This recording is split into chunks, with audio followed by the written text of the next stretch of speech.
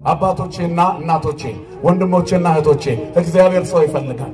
እግዚአብሔር ሰው ሞልቶ ሰው ያጣበት ዘመን ቢኖር አሁን ነው። የሚለውጥ ሰው የሚቀድስ ሰው ፍቅርን የሚናገር ብቻ ሳይሆን የሚያደርግ ሰው የፍቅርን መንገድ የሚከተል ሰው ንጹህ ሰው ይፈልጋል። እግዚአብሔር ሁሉ ጊዜ አዲስ ነው በሕይወታችን። እግዚአብሔር ለኛ የማያስፈልግበት ጊዜ የለም። አንድን ቃል ወይንም አንድን ስብከት ደጋግመን በሰማነው ቁጥር ምንድነው አንድ አይነት ነገር ነው መሰማው ከምን ይሄንን ነገር ፈጽሜ ያለው ወይ ብለን ራሳችንን ለክተን እናውቃለን ነው። እግዚአብሔርን ስም ጠርቶ የማይወጣ ሰው ጥሩ ነገር ያያል ብላችሁ አታስቡ። መሪያችን የመንገዳችን መሪ የሕይወታችን ባራኪ የነገ ማንነታችንን ዕጣ የሚያጠና ማን ይሆን ወገኖች? ንገሩኝ፣ ማን ይሆን እስኪ? ይሄንን በልባችሁ ውስጥ እያወጃችሁ ትለፉ። መቼም በቁጥር ስሌት በዓለም ፍጥረት 8ኛው ሺህ ዘመን ላይ ነው ያለነው። ስንዴዎች የሚያልፉበት እንክርዳዶች የሚበዙበት። አሁን የእንክርዳድ ተራራ በስቷል። የእግዚአብሔር እሳት ሲወርድ እምሽክ ብሎ ይጠፋል። ፍቅርን ተከታተሉ። ፍቅር መሻገሪያ ነው።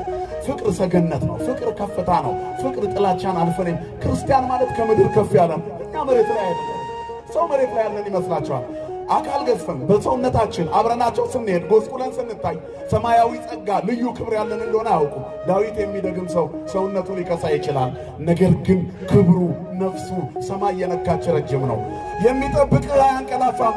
የሚጠብቅሽ አያንቀላፋም። እስራኤልን የሚጠብቅ እስራኤል ማለት ክርስቲያን ነው። ተዋህዶ ማለት ነው። እስራኤል ዘነፍስኛ ነው። ተዋህዶን የሚጠብቅ አይተኛም አያንቀላፋም።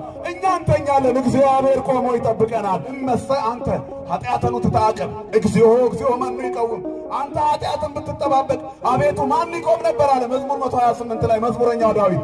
ማን ይቆም ነበር በእግዚአብሔር ፊት? እግዚአብሔር ኃጢአትን ቢጠባበቅ ነውራችንን ቢቆጥር በቀን የሰራነውን በደል ቢቆጥር ነጠላ ይሸፍነዋል፣ ልብስ ይሸፍነዋል። ይህንን እርቃን ይህን መገፈፍ ፍቅር ስለሆነ ግን ገመና ሸፋኝ ስለሆነ ይቅርባይ ስለሆነ ከና ኃጢአት ስትገባ እግዚአብሔር ዝም አለ። ትዕግስትና ትዕግስትን ልበሱ፣ ትሑታን ሁኑ፣ ለትንሹም ለትልቁም ሰውን አትናቁ። ከዚያ ትዕግስትን ልበሱ። የሚደርሰው መከራ ለበጎ ነው ብሎ የሚያልፍ ፍጹም ትዕግስት የሆነ ሰብዕና ይኖራል። ዲያብሎስን ሴራ ለማወቅ የምንችለው የመልካም ባህሪ ባለቤቶች ስንሆን፣ መልካም ስነ ምግባር የሚገኘው በንስሐ በጾም በጸሎት በፍቅር በክርስቶስ ሥጋው ደሙን በመቀበል ማለት ነው። ፍቅርን ልበሱ ማለት ቁረቡ ማለት ነው። ፍቅርን ተከታተሉ ማለት ሁሉ ጊዜ ቅዳሴውን ተከታተሉት። ቅዳሴው በእንተ ፍቅር ነው። ክርስቶስ ለኛ ያደረገውን እኮ ነው የሚነግረን። ኃጢአት ፍትወት የተገዛችሁበት፣ ለሥጋችሁ የተቀኛችሁበት፣ ዘረኛ፣ ሟርተኛ፣ ፌዘኛ፣ ተንኮለኛ፣ ሐሜተኛ የሆናችሁበት ያለፈው ዘመን ይበቃችኋል። ከዚህ በኋላ ባካችሁ ጾሙና ጸልዩ፣ ፍቅርን ተከታተሉ።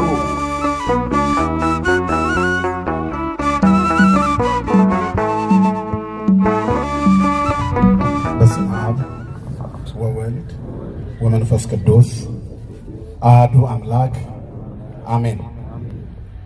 ሰላም ገብርኤል መልአክ በላይ ለማርያም ዛይረፈ ከመ እዜኑ ህዳጠ ወአኮ ትሩፈ እግዚአብሔር አበኒ ሲሳይ ልቡና መጽሐፈ ወአፉ የሙሴ ለእመኮነ ጸያፈ ጰራቅሊጦስ አሮን ይኩነኒ አፈ። ወደ እመቤታችን የመጣውን የአዲስ ኪዳኑን የምስራች የትውልዱን ሁሉ ብስራት የወንጌልን ቃል አምልቼና አስፍቼ ሳይሆን በጎልዳፋ አንደበቴ እንድናገር መንፈስ ቅዱስ አፍ ለሁላችንም ደግሞ ሰሚ ጆሮና አስተዋይ ልቦና ይሆነን። እስከ ሞት ድረስ በወደደን በመድኃኒተ ዓለም በኢየሱስ ክርስቶስ ፍጹም ሰላም እንደምን አመሻችሁ። ምስጋና ሳይቋረጥ በእርካታ የሚሰጥባት ቤተክርስቲያን ውስጥ የሰበሰበን አምላክ ክብርና ምስጋና ይድረሰው። የኖራቸውም ያልኖራቸውም ያላቸውም የሌላቸውም የተበሳጩም የተደሰቱም እግዚአብሔር ፊት ሲደርሱ የሚፈኩባት ብቸኛዋ ቦታ ኦርቶዶክስ ተዋሕዶ ቤተክርስቲያን ናት። በኑሮ ደረጃ እግዚአብሔር የማይመለክባት ከልሂቅ እስከ ደቂቅ ሁሉ የሚገኝባት ትክክለኛዋ የቤተልሔም ዋሻ እዚህ ሰብስቦን አንድ አይነት ድምፅ እንድናሰማ ስለፈቀደልን ክብርና ምስጋና ለስሙ ይሁን። አባቶቻችን ፍቅርን ተከታተሉ። አንደኛ ቆሮንቶስ ምዕራፍ 14 ቁጥር 1 ዓለም በጉድለት በተሞላበት በዚህ ሰዓት የጎደለብን ነገር ቢኖር ፍቅር ነው። ብዙዎቻችን ስለ ወንጌል እንናገራለን፣ መጽሐፍ ቅዱስን እንተርካለን። ዓለም ሁሉ ስለ መጽሐፍ ቅዱስ ይናገራል። ደራሲው ለሚጽፋቸው ጽሑፎቹ የሚፈጥራቸው ገጸ ባህሪያት በጎ ቃላት የሚናገሩ ከሆነ ለነሱ የሚስማማ ቃላት ፍለጋ መጽሐፍ ቅዱስ ያገላበጥ ሊያደር ይችላል። ከሃዲውም ለክህደቱ የሚስማማ ጥቅስ ወይንም ለጠማማ አይምሮ የሚመቹ ቃላቶችን ፍለጋ መጽሐፍ ቅዱስ ያገላበጥ ሊውል ይችላል። ክርስቲያኑ ደግሞ ለህይወቱ የሚረባውን ነገር ለማግኘትና እግዚአብሔርን ለመስማት ቤተክርስቲያን ባስቀመጠችለት ግጻዌ የዕለት የእያንዳንዱ ሥርዓት አምልኮ የሚገልጡ የመጻሕፍትን ክፍል እያነበበ ማረኝ ሊል መጻሕፍትን ያነባል። ትክክለኛ ኦርቶዶክሳዊ የሆነ ክርስቲያን ቢያንስ ከመዝሙረ ዳዊት የተወሰኑ የመዝሙር ክፍሎችን ለትምህርትም ራስንም ለመገሰጽ እንዲሁም ደግሞ በቅንነት ለመኖርና ለመሄድ የእግዚአብሔርን ቃል ያነባል፣ ይጸልያል። ስለዚህ ቅዱሳት መጻሕፍትን ሳያነብ የሚኖር ዓለም የለም። ዓለም ሁሉ መጽሐፍ ቅዱስ ያነባል። ክርስቲያን ግን ከመጽሐፍ ቅዱሱ ቃል ጋር ይኖራል። ከመጽሐፉ ባለቤት ከእግዚአብሔር ጋር ይኖራል። በዓለምና በእኛ መካከል ልዩነት መታየት አለበት። እኔ ክርስቲያን ነኝ ብለን ለመናገር ጥቅስ ማነብነብ ብቻውን ጥቅም የለውም። ልባችን በቅንነት የተሞላ ክርስቶስን የሚመስል ሰብዕና እግዚአብሔር ከኛ ይፈልጋል። ቅዱስ ጳውሎስ ተመሰሉ ኪያየ በከመ አነ ተመሰልክዎ ለክርስቶስ አምላክየ ተመሰሉ ኪያየ በከመ አነ እትሜሰሎ ለክርስቶስ እኔ ጌታዬን እንደምመስል እኔን መሰሉኝ ብሏል። ሰው የሚነበብ መጽሐፍ ነው። ቅዱስ መጽሐፍ ሰብዕናው ይነበባል። ወንጌል በቃል ሳይሆን በሕይወት ሲኖር ነው። የደራሲው የመጽሐፍ ቅዱስ የንባብ ደረጃው ሃይማኖታዊ ሰው ካልሆነ መጽሐፉን ብታነቡት ወይንም ብታሸቱት ጠጋ ብላችሁ የሲጋራ ሽታ ልታዩበት ትችላላችሁ። ስለዚህ የተቀደሰውን መጽሐፍ ባልተገባ ቦታ ላይ ወድቆ አገኛችሁት ማለት ነው። ካዲው ምናልባት መጽሐፍ ቅዱሱን አጠገቡ ጋር ሄዳችሁ ስታዩት እንደ ማንኛውም ተራ መጽሐፍ ታልቦና ተቀዳዶ ተጨማዶ ልታገኙት ትችላላችሁ። ምክንያቱም ሊኖርበት ሳይሆን ጠፍቶ አጥፍቶ ጠፊ አሸባሪ ሊሆንበት ነው ያዘው መጽሐፉ። በተሳሳተ በንባብ ብቻ ንባብ ይቀጥሎ ትርጓሜ ያዩ ንባብ ይገድላል ትርጓሜ ግን ያድናል ይላል የቤተክርስቲያናችን መጽሐፍ ቅዱስ ጳውሎስ እንደሚነግረን። ስለዚህ መንፈስ ሕይወትን ይሰጣልና መንፈሳዊ ሆኖ ሳይሆን በርኩሰት ስለሚያነበው መጽሐፉ ምናልባት መንፈሳዊ አቅሙን ያጣ መስሎ ሊታይ ይችላል። ምክንያቱም ከማተሚያ ቤት የወጣ ወረቀት ብቻ ይሆናል። ቤተክርስቲያን ያለው መጽሐፍ ስታዩት ደግሞ የሚሳለሙ ሰዎች በቅዳሴ ጊዜ አጋንንት ካለባቸው እየጮኸ ይለቃል። የታመሙ ሰዎች ሲዳበሱበት ይፈወሳሉ። ጎባጣው ቀና ይልበታል። ያነበበው ደግሞ ከነፍስ መጉበጥ ቀና ይልበታል። የኦርቶዶክስ መጽሐፍ ቅዱስ የሚነበብ መጽሐፍ ቅዱስ ነው። ያም የተቀደሰ ሰው ነው። ክብርና ምስጋና ለአምላካችን ይሁን። ስለዚህ እኛ የምንነበብ መጽሐፍት ነን። ሐዋርያው ቅዱስ ጳውሎስ ሰዎች ሁሉ እንዲያነቡትና እንዲያዩት በልባችን የተጻፉ መጻሕፍት እናንተ ናችሁ ይላል ለቆሮንቶስ ክርስቲያኖች ቆሮንቶስ 3 ላይ በልባችን የተጻፉ እኛን ማየት የሚፈልግ የእናንተን ሕይወት ማንበብ አለበት ነው። ስለዚህ ኦርቶዶክስ ተዋሕዶ ነኝ የሚል ሰው በዚህ ጉባኤ ውስጥ የተወሰነ ጉድለቶቹን መሙላት አለበት። የተለወጠ ሰብዕና ነው የጎደለ። ማንነታችን በክርስቶስ ልክ ካልተቀረጸ የእግዚአብሔር መሆን አንችልም። ስለዚህ እግዚአብሔርም ሰውን በዚህ ዓለም ላይ ለመቅረጽ የተናገረው ቃል እኔ እንደወደድኳችሁ እርስ በራሳችሁ ተዋደዱ ነው ያለው። እኔ ወድጃችኋለሁ ትወዱኛላችሁ። እኔን የምትወዱኝ ከሆነ እርስ በራሳችሁ ተዋደዱ። እርስ በራሳችሁ ስትዋደዱ የኔ ደቀ መዛሙርት እንደሆናችሁ ዓለም ያውቃል። ኦርቶዶክሳዊነት ለዓለም የሚታይ ሰብዕና ነው። ምንድነው የጎደለን ነገር? ፍቅር ነው። የክርስቶስ ፍቅር ያልዘነበባት ምድር የደም አኬልዳማ ትሆናለች። ስለዚህ እቺን አኬልዳማ ጠርጎ ለማስተካከል ነፍሳችን መጠረግ አለባት። እኛ ሳንጸዳ ሌላውን ለማጽዳት ምንሄድ ከንቱ ነው ወገኖች። በረንዳውን አጽድቶ ሰው ውስጡን ካላጸዳ ቤቱን ንጹህ አደረገ ማለት አይቻልም። ቆሻሻው ከውስጥ መውጣት አለበት። ከኛ ውስጥ ጥላቻው፣ ዘረኝነቱ፣ ክፋቱ፣ ተንኮሉ ወጥቶ ፍቅር ወደ ውስጣችን ካልገባ በፍጹም ልንጠራ አንችልም። እግዚአብሔር ካላጠበን አንጠራም። ስለዚህ እግዚአብሔር በውስጣችን ንጽህናን የቤተክርስቲያናችን መጽሐፍ ናጥሪ እንከ ትሕትና ዘምስለ ንጽህና ይላል። ወአኮ ንጽሐ ሥጋ ባሕቲቱ እስመ በአንጽሖ መንፈስ ርእይዎ ነቢያት ለእግዚአብሔር ወተናጸሩ ገጽ በገጽ። ትሕትናን የሥጋ ንጽህና ብቻ አይደለም ማለት እንግዲህ የሥጋ ንጽህናን ብቻ ሳይሆን ትሕትናን ከንጽህና ጋር ገንዘብ እናድርግ። ሰውነት መታጠብ፣ ልብስ ማጠብ፣ ራስን መጠበቅ፣ ንጽህናን መጠበቅ አስፈላጊ ነው። ጠዋት ተነስቶ ሰውነት ታጥቦ ፊት ታጥቦ ጥርስ ታጥቦ አፍ ተግሞጥሙጦ መውጣት ልክ ነው፣ ንጽህና ነው። ከሰው የሚቀላቀል ሰው ከሰውነት ያለውን መጥፎ ጠረን ማስወገድ አለበት ይገባል። ግን እሱም ብቻ አይደለም። ወአኮ ንጽሐ ሥጋ ባሕቲቱ የሥጋ ንጽህና ብቻ አይደለም አለ፣ የነፍስንም ንጽህና አድርጉ።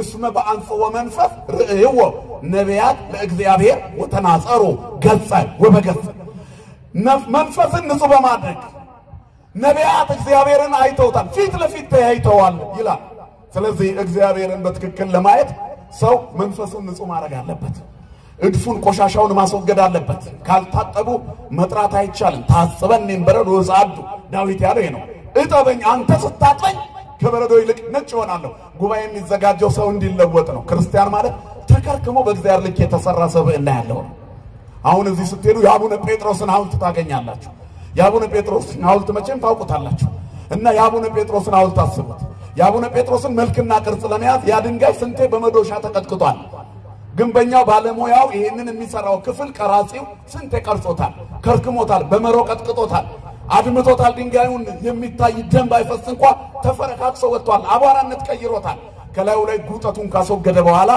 መጨረሻ ላይ ሲቆም አቡነ ጴጥሮስ ናቸው እንጂ ድንጋይ ነው የቆመው ብሎ የሚያስብ ሰው የለም አቡነ ጴጥሮስን በመናቡ እያስታወሰ ያንን ሐውልት ነፍስ ያለው አድርጎ እስኪያየው ድረስ ተጠብቦበታል አያችሁ እግዚአብሔርም እኛ እንዲህ እንድንቀረጽ ይፈልጋል በንስሐ በቅድስና እግዚአብሔር በሕይወታችን ውስጥ ንጽህናን እንድንለብስ በየቀኑ የሚሰጠን ጊዜ ነው ስለዚህ አሁን እቺ ቀን አትመጣም ይሄ ምስካየ ኅዙናን ገዳሙ በዚች መቅደስ ውስጥ ያዘጋጀው የዛሬው ጉባኤ ነገ በሌላ ቅርጽ ይመጣ ይሆናል እንጂ በዚህ ቅርጽ አይደገምም ወይኛ ላንኖር ወይ እናንተ ላትኖሩ ትችላላችሁ ስለዚህ መጽሐፍ የሚለው ዛሬ ነው መለወጥ ይላል የመዳን ቀን ዛሬ ነው የተወደደ ሰዓት አሁን ነው መለወጥ ስለዚህ ሳትወስኑ ለእግዚአብሔር ሳይመቻችሁ ከዚህ መውጣት የሚገባ አይደለም አባቶቼና እናቶቼ ወንድሞቼና እህቶቼ እግዚአብሔር ሰው ይፈልጋል እግዚአብሔር ሰው ሞልቶ ሰው ያጣበት ዘመን ቢኖር አሁን ነው የሚለውጥ ሰው የሚቀድስ ሰው ፍቅርን የሚናገር ብቻ ሳይሆን የሚያደርግ ሰው የፍቅርን መንገድ የሚከተል ሰው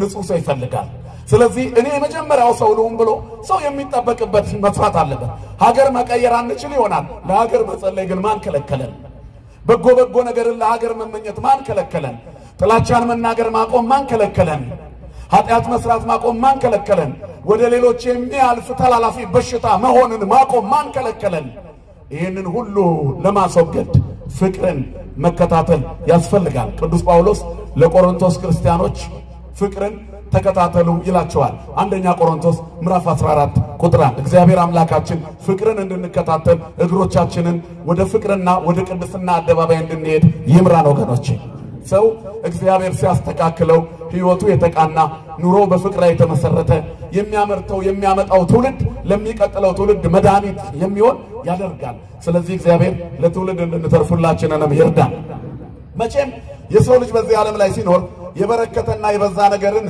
መጥላት የተለመደ ነው ጉባኤ ተደጋግሞ ሲሰበክ ሁላችንም እንጠፋለን ግን ሁሉ ጊዜ እግዚአብሔር አዲስ ነው ማለዳ አዲስ ነው ታማኝነት ብዙ ነው ይላል ሰቆቃው ኤርምያስ 3 ቁጥር 21 ላይ እግዚአብሔር ሁሉ ጊዜ አዲስ ነው በሕይወታችን እግዚአብሔር ለኛ የማያስፈልግበት ጊዜ የለም አንድን ቃል ወይንም አንድን ስብከት ደጋግመን በሰማነው ቁጥር ምንድነው አንድ አይነት ነገር ነው መሰማው ከመንል ይሄንን ነገር ፈጽሜ ያለው ወይ ብለን ራሳችንን ለክተን እናውቃለን ወይ ክርስቲያን ማለት በቀን የተወሰነ ደቂቃና ሰከንድ ሰውነቱን የሚገመግምና ራሱን የሚመረምር ነው እኔ በእግዚአብሔር እጅ ነኝ አሁን ዛሬ ሰላምታዬ ምን አይነት ነበር ጥላቻን ተናግሬ ያለው ሐሜት አምቻለሁ በልቤ ውስጥ ክፉ ነገር አስቀምጫለሁ ውስጤ ምን ሲያስብ ነው የዋለው ብሎ ራሱን እየመረመረ መሄድ አለበት የደም ግፊት ወይንም የስኳር ህመምተኞች ምናልባት ፀሐይ በጣም ከመታቸው የሚያስደነግጥ መርዶ ከሰሙ የሚያበሳጭ ነገር ከገጠማቸው እጃቸው ላይ ይዘው የሚዞሩት አሁን በዘመናዊ ደረጃ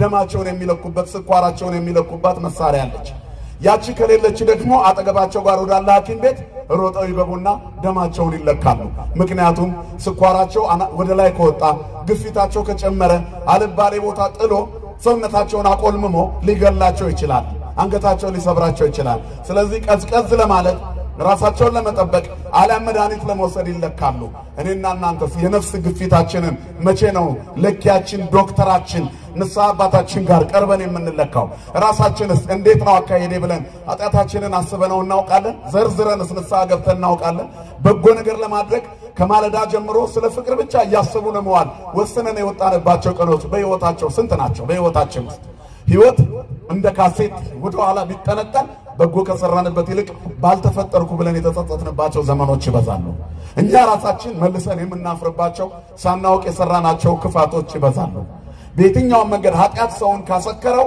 እስኪ ማንን ድረስ በዚያው ልክ ከመጨረሻ ራሱን እንዲጠላ ኃጢአት ሲያሰራው ይውላል የበለጠ ሲያስበድለው ይውላል ካፈርኩ አይመልሰኝ ብሎ ፍጹም ልቡስ ስጋ ጋኔን እስኪሆን ድረስ አዘቅት ውስጥ ይጨምረዋል እግዚአብሔር ሁላችንንም ከዚህ ይሰውረን ስለዚህ ለዚህ መድኃኒቱ ፍቅር ነው ፍቅር ክርስቶስ ነው እርሱን ተከታተሉት ነው ሐዋርያው ቅዱስ ጳውሎስ ስለ ፍቅር ተነጋግሮ ሲጀምር ፍቅርን ተከታተሉ አለ ፍቅር ለዘወትር አይወድቅም ይላል በሰዎችና በመላእክት ልሳን እንኳን ብናገር ይላል ፍቅር ከሌለኝ እንደሚንሿሿ ጸናጽል እንደሚጮህም ናስ ሆናለሁ አለ ተራራን ማፍለስ ብችል እንኳን አለ ፍቅር ከሌለኝ ከንቱ ነኝ ሙት ባስነሳ ተራራን ባፈልስ የተሻለ ነገር ባደርግ እንኳን ፍቅር ከሌለኝ ከንቱ ነኝ ተአምራት ሰርቶ ሰው ፍቅር ከሌለው ከንቱ ነው የይሁዳ ሕይወት ነው ይሁዳ ሙት እስከማስነሳት እግዚአብሔር አቅም የሰጠው ሰው ነበር ይሁዳ ማለት ስሙ ተአማኒ ነው በስሙ መኖር አልቻለም ስለዚህ ሰው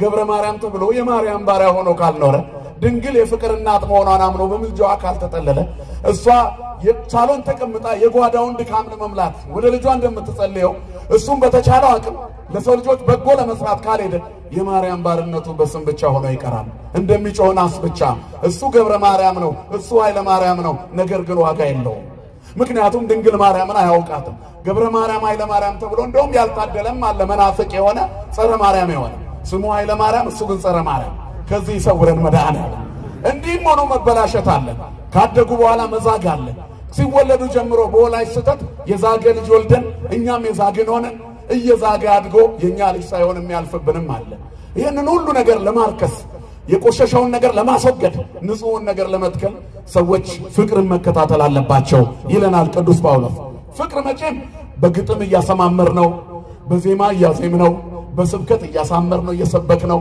እየተናገር ነው በስንኝ እየቋጥረን እያቀነቀን ነው በተለያዩ ነገሮች ፍቅር ተገልጧል ተነግሯል ነገር ግን የሰው ልጅ ፍቅርን በማጣት ሲሰቃይ ታዩታላችሁ መከራን ሲቀበል ታዩታላችሁ በፍቅር እጥረት በፍቅር ረሃብ ዓለም እየሞተ ነው የፍቅር ድራማዎች ተሰርተዋል የዘፈን አልበም እንኳን ቢሰራ 14 ሙዚቃ የሰራ ሰው በእርግጠኝነት 13ቱ ስለ ፍቅር ነው የሚናገረው ያው ስለ ሴትና ወንድ ሊሆን ይችላል ያም ቢሆን ግን ጥሩ ጎጆ አለ ወይ በዘመናችን ያን እንኳን መስራት አልቻለም የዘፈኑ ብዛት እንኳን ጎጆ መስራት አልቻለም ቤተክርስቲያንም መዓልትና ሌሊት ስለ ፍቅር ሳትናገር አልፋ አታውቅም ጉልላቷ ኢየሱስ እሱ ፍቅር ነውና ክብርና ምስጋና ለስሙ ይሁን የአባቶቻችን አምላክ ለሆነ እግዚአብሔር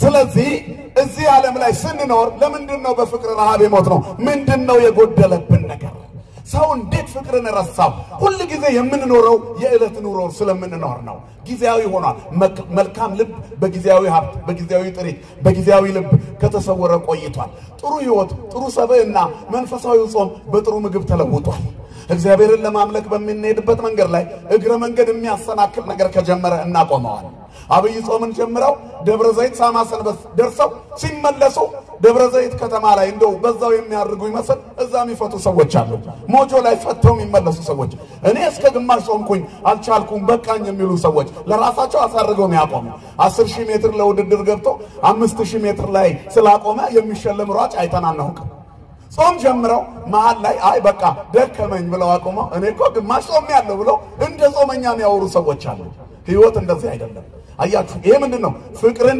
በትክክለኛው ጎዳና ላይ አለማስቀመጥ ነው ክርስትናውን በገንዘብ መለወጥ ለሆድ መለወጥ ለስሜት ለመለወጥ ለራስ ፍላጎት መለወጥ ሰውን ባዶ አድርጎታል ስለዚህ እውነተኛ ማንነታችንን በጣፈጠ ቋንቋ ሸፍነን ክርስቲያን ነን ብለን ለመኖር የምንታተር ብዙዎች ነን ለዚህ ነው ቅድምም ያልኩት መጽሐፍ ቅዱስ የማያወራ የለም መጽሐፍ ቅዱስን የሚኖር ሰው ስለጠፋ ምድሪቱ በጎ ነገር አጣች እግዚአብሔር ከዕውቀት ይልቅ ሕይወትን ይወዳል ሕይወትን ከመስዋዕት ይልቅ ምህረትን ብሎ የለ ምጽዋት አበድር መስዋዕት የሚለው ቃል ከመስዋዕት ምህረትን ከመናስገባ መስዋዕት ከመናሰማው ልልታ ከመናቀርበው ጭብጨባ ይልቅ እግዚአብሔር ምህረትን እንድንወድ ይፈልጋል ሚክያስ ምንድነው ያለው ምን ይዤ ወደ እግዚአብሔር ቤት ልቅረብ ምን ይዤ ወደ እግዚአብሔር ቤት ልምጣና በልዑል አምላክ ፊት ልስገድ ይላል ያንዱን አመት ይዤ ልምጣ ወይስ የበኩር ልጄን ስለበደለ ይዤ ልምጣ ይልና የሆዴንን ፍሬ ስለበደለ ይዤ ልምጣ ይልና ምን ይላል ሰው ሆይ በውኑ እግዚአብሔር በሺህ አውራ በጎች በእልፍ የፈሳሽ ዘይቶች ደስ ይለዋልን ሰው ሆይ እግዚአብሔር ካንተ የሚፈልገው ምንድነው ይላል ፍቅርን ተወድ ዘንድ ምህረትንም ታደርግ ዘንድ ከአምላክህ ጋራ በይቅርታ በምህረት በትህትና ትመላለስ ዘንድ አይደለምን ይላል። እግዚአብሔር ከኛ የሚፈልገው ይሄ ነው። ፍቅርን እንድንወድ ይፈልጋል። ፍቅርን እንድንከታተል። በጥላቻ ወደ እግዚአብሔር ቤት የሚመጣ ሰው ስለ ኃጢአት ቢነገረው ስለ ሱሰኝነት መጥፎ ቢነገረው እኔን አይቶኝ ነው ሰባኪው ይላል እንጂ እግዚአብሔር በዚህ ሰው ላይ ነገረኝ ብሎ ራሱን ገስጾ የሚመለስ ሰው የለም። ምንድነው የሚባለው? አንድ ሰባኪ ሲናገር ሰምቻለሁ። ሴትየዋ ሁሉ ጊዜ ውሃና ወተት ቀላቅሎ በመሸጥ ይታማሉ ቀበሌው ውስጥ፣ ግን በአፋቸው በጣም ጻድቅ ናቸው። ከኔ በላይ ጻድቅ የለም ባይ ናቸው። አንድ ቀን ሰባኪ ሲሰብክ ይሰማሉ አሉ። ከዛ ሰባኪው መስበክ ጀመረ። እዚህ ውስጥ አላችሁ እናቶች አባቶች፣ እግዚአብሔር የማይወደው ተግባር አፈሩንና ጡቡን እየቀላቀላችሁ በርበሬ ነው ብላችሁ ህዝቡን በሽተኛ መታደርጉ ሲል አቶ ሞላ መተዋል። በርበሬ ነጋዴው ጮክ ብላ አንታውራ ሴትዮ ነገረልኝ አይ ሰባኪ አለች። ቀጠለ ሰባኪው አንዳንድ ሰዎች አላችሁ የመንግስት ኃላፊነት ትታችሁ ጉቦ የምትበሉ ትራፊኩ ከለመቷል ጎሽ ነገረልኝ አይ ሰባኪ። ቀጠለ ሰባኪው እህልና አፈር እየቀላቀላችሁ ጎሽ ለባሻም ነገራቸው እህል ነጋዴው ናቸው። እንዲህ ያለች ስታወራ ቆየች። ህፃናት እንዳያድጉ መታከሱ ውሃ ሞልታችሁ ወተት እየሸጣችሁ ሰውን ህፃናትን እንዳይፋፉ እርግማን የሆነ ስራ መስሩ የናንተ ማጣት የባሰ ነው ሲል ከነከና አይ ጥሩ መተ እዚህ ጋር አበላሸው ምን ያዘባርቀዋል አሉ ይባላል። እኛን የሚነካን ቃል እግዚአብሔር ጋር ሲደርስ ሰባኪውን እንጠላዋለን። የምንከተለው ፍቅር አይደለም፣ የመጣ ነው በስሜት ነው። ክርስቲያን ተገስጾ መሄድ አለበት። መጽሐፍ ተግሳጽን የሚወድ ጠቢብ ነው ይላል። አንዲት ቃል ትበቃዋለች የሚል እንደውም አለ እኮ ለጠቢብ ሰዓት ቃል ትበቃው አንዲት ቃል ትበቃዋለች። ተው ሲባል የሚተው ነው ክርስቲያን። ክርስቲያን ማለት አርቆ አስተዋይ ነው፣ ፈቃዱን የሚቆጣጠር በግንፍል ስሜታዊነትና አድርባይነት ሰውነቱን ወደ ሸቀጥነት የማይለውጥ ለማይገባ ተግባር ራሱን የማይጥል ለጊዜያዊ ቋንቋዎችና ሽንገላዎች የማይሮጥ የጊዜው ኑሮ ውሸት ሆኗል። ዓለም በውሸት ተሞልታለች። ዓለም ሲሸላለም ይውላል፣ ለግፈኛው ይሸልማል ደግ ነው ብሎ ነፍስ አዳኝ ነው ብሎ ነፍሰ ገዳዩን ሲሸልም ዓለምን ልታዩ ትችላላችሁ። ይሄ መበሳጨት አይደለም፣ የምጽአት ምልክት እንደሆነ አውቃችሁ ፊታችሁን ወደ ቤተ መቅደሱ ማዞር ነው። የጥፋትን ርኩሰት በተቀደሰችው ቦታ ላይ ሲያይ አንባቢው ያስተውል እኮ የሚለው ይሄንን ነው። በቃ እግዚአብሔር ምድርና ሞላው የእግዚአብሔር ናት። ለእግዚአብሔር ምድር በመላ ዓለምኒ ወኩሎም ሁሉ የነበሩ ምድርና ሞላዋ የእግዚአብሔር ናት። ዓለምና በውስጥ ያለው ሁሉ የእግዚአብሔር ነው። ዓለም ስንት ቀን እንደሚኖር በማያውቅበት ምክንያት በድንበር ተከፋፍሎ እርስ በራሱ የቀለም የዘር የጎጥ ልዩነት በስቷል። በእኛ ሀገር ደግሞ ክፍፍሉ ከዘር ወደ ጎጥ ከጎጥ ወደ መንደር ከገባ ቆይቷል። እግዚአብሔር ይሄንን ያርቅልን። ይሄ ሁሉ የእግዚአብሔር ፍቅር ያልነገሰበት ትውልድ የመብዛቱ ምልክት ነው። ሰው የዘራውን ነው የሚያጭደው። ጥሩ ያላደረጉ ሰዎች ጥሩ አያገኙም። የሚሞተው ትውልድ ቅዱስ፣ የሚገድለው ደግሞ ፍጹም የዲያብሎስ ክምችት የሚሆንበት ዘመን እየመጣ ነው። ስለዚህ ዘመኑንም ዓለምንም ለማዳን ፍቅርን ተከታተሉ ይለናል ቅዱስ ጳውሎስ። ዓለምን ለመቀየር ፍቅርን ተከታተሉ። ቋንቋ አይደለም ተግባር ነው። የመጨረሻው ዘመን ቋንቋ ብቻ ነው ይላል መዝሙረኛው ዳዊት መዝሙር 11 ላይ አድኅነኒ እግዚኦ እስመ አልቀሄር ወውእተ ሃይማኖትም ጓለ እመሕያው ይላል። አቤቱ ደግ ሰው አልቋልና በእንተ ሳምኒት ዘመን መዝሙር ዘዳዊት ነው የሚለው መዝሙር 11 እኮ ነው። ስለ 8ኛው ሺህ ዘመን ዳዊት የዘመረው መዝሙር ይላል። መዝሙር 11ን ስትከፍቱት ስለ 8ኛው ሺህ ነው የሚለው መዝሙር መጽሐፉ። 8ኛው ሺህ የመጨረሻው ዘመን ምልክት ነው። በመጨረሻው ዘመን ሰዎች ራሳቸውን ብቻ የሚወዱ ይሆናሉ። የሽንገላ ከናፍርት ይበዛሉ። አንዱ አንዱን የውሸት እያሞገሰ የሚያልፍበት ዘመን ይበዛል። ውሸት የሚበረክትበት፣ ጥላቻ የሚነግስበት፣ እርስ በርስ መዋደድ የሚጠፋበት፣ ጭራሽ መንፈሳዊና ጥሩ ሆኖ መገኘት የሚያሳፍር እስኪመስል ድረስ ዲያብሎስ የመጨረሻ ኃይሉን የሚጠቀምበት ህዝብ የመጨረሻው ዘመን ህዝብ ነው። ይሄ ህዝብ እኛ ነን። እኛ ከዚህ የመጨረሻው ዘመን ለማምለጥ ማንም መከተል አለበት። እግዚአብሔር ሁላችንንም እንድንከተለው ይር። ስለዚህ የመጨረሻው ዘመን መዝሙር አለ አድኅነኒ እግዚኦ እስመ አልቀሄር፣ አቤቱ ደግ ሰው አልቋልና አድነኝ። ይሄ የመጨረሻው ዘመን ምልክት ነው። ጧት ያገኛችሁት ወዳጅ እኮ ማታ ሸጧችሁ ያልፋል። አብሮ ያደገ አብሮ የኖረ ዘመድ ይከዳል እኮ። ስለ መሬት ብሎ ስለ ሀብት ብሎ የመጨረሻው ዘመን አባትና ልጅ ይገዳደላሉ። እናትና ልጅ ፍርድ ቤት ለውርስ ይከሳሰሳሉ። የመጨረሻው ዘመን ምልክት ነው። ወንድሙ በልቶ ቢያድር አይከፋውም። ነገር ግን ፍቅር ስለተለየ እግዚአብሔር የሌለበት ቤት ስለሚበዛ የሚካሰሱ ወንድማማቾች፣ የሚጣሉ አባትና እናት፣ የሚለያዩ ቤተሰቦች በስተዋል።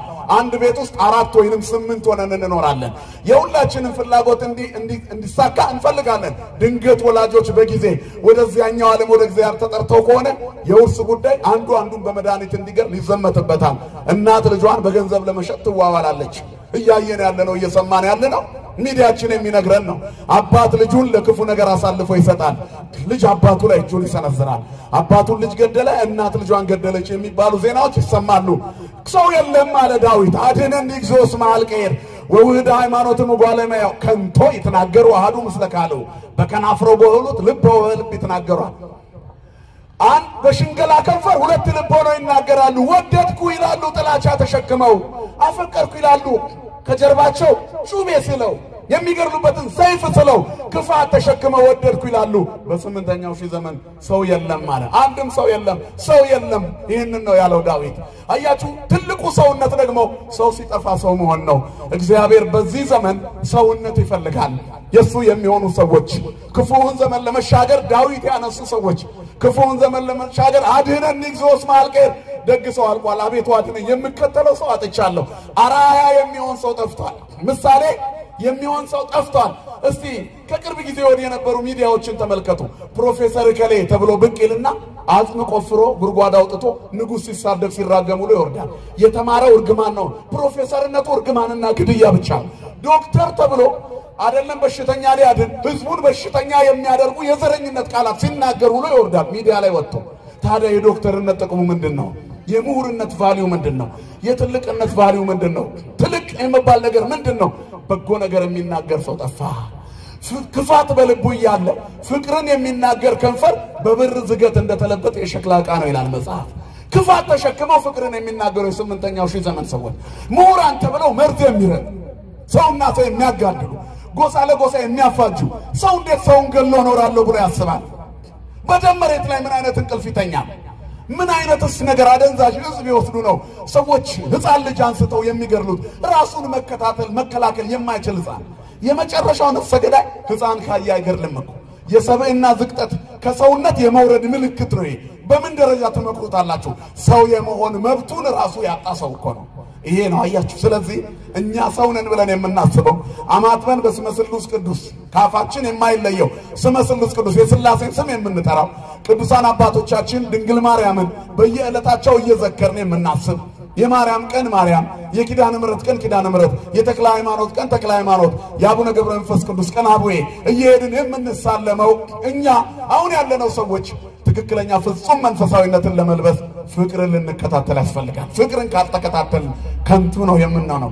ዓለምን አትዩት በቃ ማይረግ ውሸት ሆኗል ትልቅነት ተዋርዷል ማንሻውን አልፏል ባልንጀርነት ከንቱ ሆኗል አድነን እግዚኦስ ማልቀር አቤቱ ደግሰው አልቋልና አድነኝ የመጨረሻው ዘመን ፍጹም ከንቱ ነው በቤተክርስቲያናችን በአንዳንድ መጻሕፍት ላይ ታሪክ የተጻፈላቸው አጼ ናኦድ የሚባሉ ንጉስ ነበሩ በቤተክርስቲያናችን በርካታ መጻሕፍትንም እንደጻፉ ይነገርላቸዋል የጠፉም የተገኙ መጻሕፍት አሏቸው እናም የድሮ ነገስታት እግዚአብሔርን ይዘው ስለሚመሩ ከዙፋናቸው ይልቅ ለእግዚአብሔር ዙፋን ይቀኑ ነበር ቤተ መቅደሱ ሊቃጠል አይደለም እነሱ ቤተ መቅደስ ሳይሰሩ እንዳይሞቱ የሚማጸኑ ነበሩ እግዚአብሔር ልቦና ይስጠላውላችሁ በዘመኑም ላሉት ባለስልጣናት ዳሃ ሲሞት ምስኪን ሲወድቅ ህፃን ሲታረድ የሚቆጭና የሚያዝን ሊና እግዚአብሔር ይስጠልን ዓለም ዕዳ ተሸክማለች በዚህ ዘመን ስልጣን ላይ መሆን ብቻ ሳይሆን በዚህ ዘመን ምድር ላይ በህይወት መገኘት እርግማን ነው እኔና እናንተ እግዚአብሔር ይጠብቀኛል እግዚአብሔር ይወደኛል የሚለው እምነታችን እንዳለ ሆኖ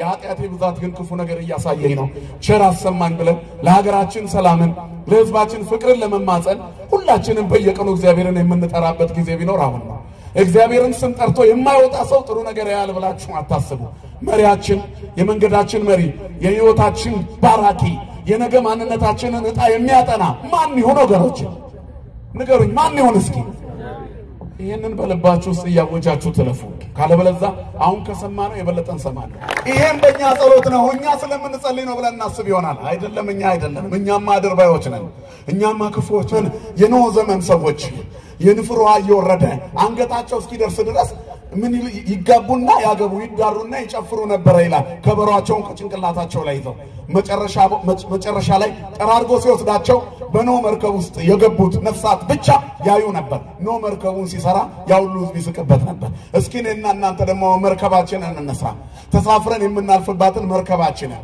እሷም የተዋህዶ ልጅነታችን ናት 40 እና 80 ቀን ያገኘነው የታተመው የፍቅር ማንነታችን የክርስቶስ ለመሆናችን የተሰጠ ልዩ ምልክት ግርማችን ክብራችን ያንገታችን መስቀል ማይተብ እየታረድንለት እየተቃጠልንለት እየሞትልነት ያለው ክርስትናችንን በተግባር ከተረጎምነው ብንሞትም ብንኖርም ለእግዚአብሔር ነን እመኒ ሀየውነ ወእመኒ ሞትነ ለእግዚአብሔር ነን ብንሞትም ብንኖርም ለእግዚአብሔር ነን ይላል መጽሐፍ ለቆረቡ ሰዎች ነው ይሄ አዋጅ ንስሐ ለገቡ ሰዎች ፍቅርን ለተከተሉ ሰዎች እግዚአብሔርን ለሚያስቡ ሰዎች ስለዚህ እኚህ ትልቅ ንጉስ እግዚአብሔርን የሚያስቡ ነበሩና በዚያ ዘመን የስምንተኛውን ሺህ ምግብ እንዳልበላ የስምንተኛውን ሺህ ውሃ እንዳልጠጣ እያሉ ይማጸኑ ነበር ይላል ታሪኩ ከዚያ ስምንተኛው ሺህ መስከረም ሊገባ ይባላል ነሐሴ 7 ሞቱ ጸሎታቸው ሕይወቴ የበነዘላል እመተሰልጠ ወሐልቀ ወስክኒ ክራማተ እስከ ገብር ጽድቀ መልክዓ ማርያምን አብዝተው ይወዱ ነበር ሕይወቴ በስንፍናና በድካም እያለቀ ነው ግን ለንስሐ የሚሆን ጊዜ ብቻ ጨምርልኝ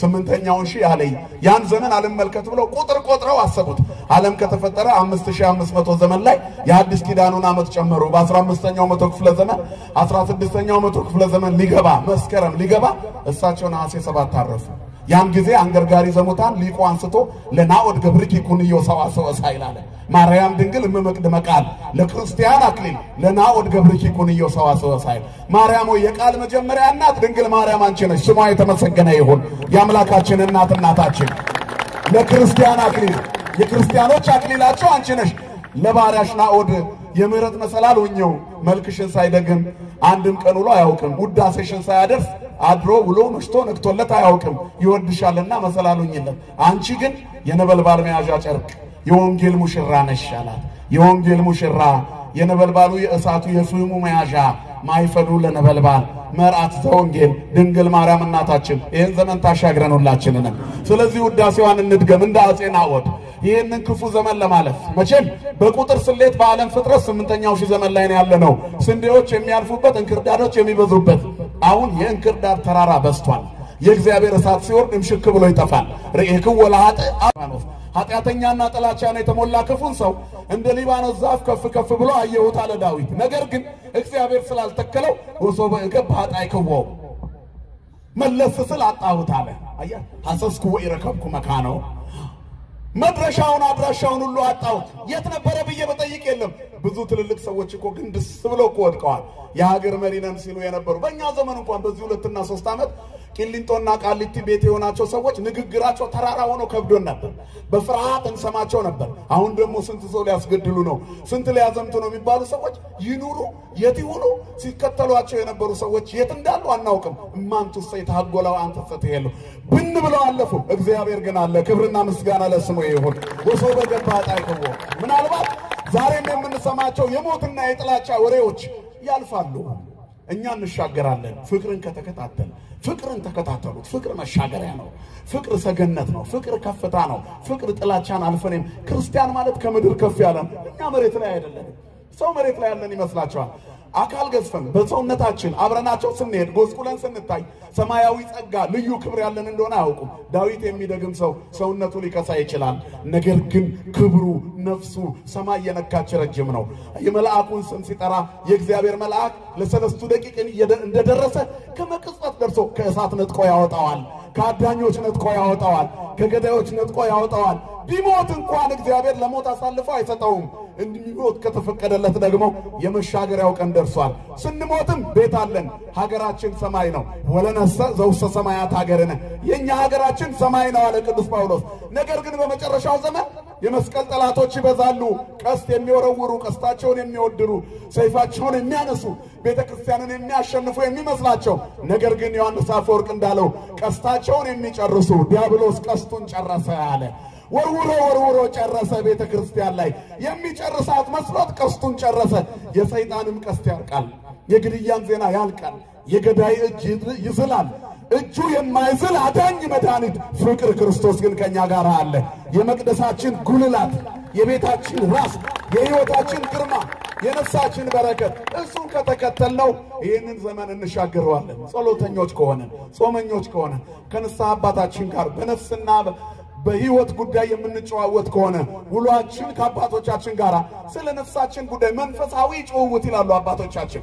የንስሐ ልጅ ከአባቱ ጋር የሚያወራው እቺን ነገር እኮ አደረኳት አባቴ ማለፊያው አለ መፍትሄው አለ እንዴት ነው የቤተክርስቲያኑ ሥርዓት ይሄንን ኃጢአት ለበደለ ሰው መሻገሪያው ምንድነው ብሎ የሚጠይቅ ጥሩ ሰው ከአባቱ ጋር ሲጨዋወት ይውላል። አባትና ልጅ ቢጨዋወቱ መንፈሳዊ በረከት መንፈሳዊ ኃይል መንፈሳዊ ሀብት መንፈሳዊ ጉልበት አትርፎ ልጅ ይሄዳል። ያ አባት ደግሞ ያ ልጅ ደግሞ አባት ይሆንና ነገ ለልጆቹ ትልቅ በረከት ይሰጣቸዋል። ክርስትና እንዲህ ነው የሚያልፈው። በህይወት ሲሆን ከአባት ወደ ልጅ በትክክለኛ የህይወት ስምሪት ያልፋል።